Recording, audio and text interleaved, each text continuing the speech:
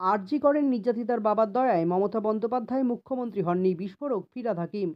আরজি কর মেডিকেল কলেজে তরুণী চিকিৎসকের বাবাকে এবার বেলাগাম আক্রমণ করে কড়া হুঁশিয়ারি দিলেন রাজ্যের পুরমন্ত্রী তথা মেয়র ফিরহাদ হাকিম। বললেন, আরজি করেন নির্যাতিতার পরিবারের দয়ায় মুখ্যমন্ত্রীর কুর্সিতে বসে নেই মমতা বন্দ্যোপাধ্যায়। আরজি কর কাণ্ডে দোষী সঞ্জয় রায়ের যাবজ্জীবন কারাদণ্ডের সাজা দিয়েছে কলকাতার শিয়ালদা আদালত।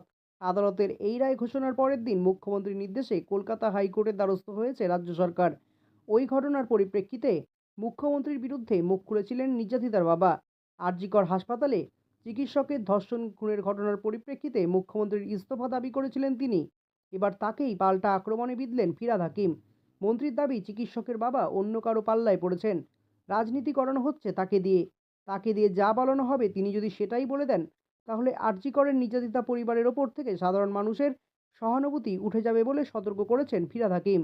হুঁশিয়ারি দিয়ে রাজ্যের মন্ত্রী এদিন আরও বলেছেন, তাদের ওপর সহানুভূতি রয়েছে বলে এই নয় তিনি নিজের এখতিয়ারের বাইরে গিয়ে কাজ করবেন। মন্ত্রীর কথায় অত্যন্ত সহানুভূতি আছে ওনার প্রতি, কিন্তু তাই বলে এমন কিছু বলা উচিত নয় যেটা ওনার এখতিয়ারের মধ্যে পড়ে না। এখনও যাদের পাল্লায় পড়েছে ওনারা তাকে দিয়ে পলিটিক্স করছেন, এটা ঠিক নয়। ওনার দয়ায় কিংবা বামপন্থী দলগুলোর দয়ায় মুখ্যমন্ত্রী ওই পদে বসে নেই, উনি মুখ্যমন্ত্রী পদে বসেছেন নিজের ক্ষমতায়। মমতার হয়ে সওয়াল করে ফিরহাদ হাকিম আরও বলেছেন, উনি ওই চেয়ারে বসে আছেন কারণ বাংলার মানুষ চেয়েছেন, কারো দয়ায় বসে নেই। বাংলার মানুষের সমর্থন নিয়ে ওই চেয়ারে বসে আছেন। চিকিৎসকের বাবাকে আবার বলবো, আপনি আপনার এখতিয়ারের মধ্যে থাকুন। একই সাথে এদিন ফিরহাদ হাকিম হুঁশিয়ারি দিয়ে বলেছেন, নিশ্চিতভাবে ন্যায় বিচার চান। সিবিআই যেভাবে তদন্ত করেছে তাতে আমিও দুঃখিত। কিন্তু তার মানে এই নয় যে আপনাকে দিয়ে যা বলানো হবে আপনি সেটাই বলবেন। এর ফলে আপনার উপরে মানুষের যে সহানুভূতি রয়েছে সেটা নষ্ট হয়ে যাবে।